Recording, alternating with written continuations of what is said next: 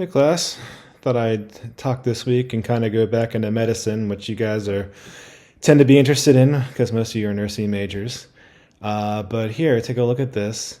This is about an HIV drug, and the drug came out in 2022. It was approved in 2022. Lenacapavir. The way that antiviral drugs work, they look for something in the virus's life cycle and they inhibit it. So very commonly we have protease inhibitors. This one goes a little differently. I had to look this up. I followed the link. The capsid.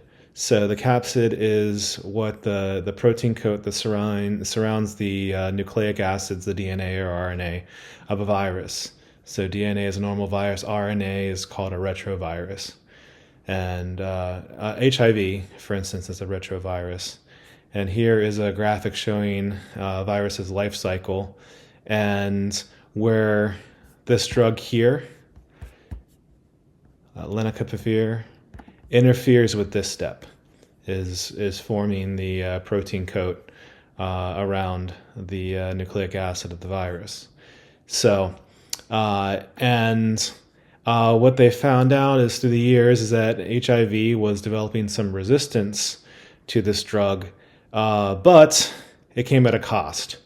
So it made it more difficult to make new viruses, right? So viruses, that's people argue not if they're actually alive, right? Because they need to take over a host cell to reproduce. They don't reproduce themselves. They have to have something else reproduce for them. And the replication capacity, so for one of these mutations, went down to 17% of normal, and then over time, the capacity did double, but it hit the virus hard. And I mean, this is unfortunate news that the virus is still able to overcome this drug, but at the same time, it does weaken it and then slows down its progression. And HIV went from a death sentence to sort of a chronic medical condition that you can manage. But if you use lenacapavir with other drugs, hopefully that will keep the virus at bay even longer, or maybe even completely vanish. I don't know. We're not at the point that we can cure HIV through conventional means. There have been people that are cured of HIV, but that's when they get bone marrow transplants that for specific human mutations that are resistant to HIV. So there are some humans that cannot get HIV. So I guess there have been some cures of HIV in that ways, but we haven't found a cure to HIV just by using drugs yet. So it's interesting, and I mentioned last week, I went into showed you a little bit of organic chemistry. You can see here's some more organic chemistry with the structure of this drug here, and each of these corners is a carbon atom, and we're not listed our hydrogen atoms.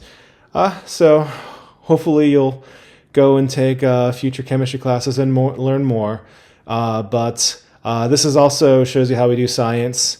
We learn more, and we try and adapt, and well, at least in terms of medical technology, right? We're looking for new things, and this paper here is not necessarily going to say, okay, we have new things, but we're working on it. We're working on new things, and this is information, and then we can use this information to better treat. So, hope you enjoy the article. Hope you like something about medical technology again.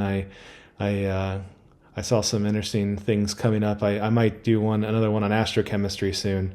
So I'll try to make it more kind of biological, because it is kind of astrobiology too. So that way you won't be totally out of into my world as a physical chemist, only thinking about the physics and chemistry.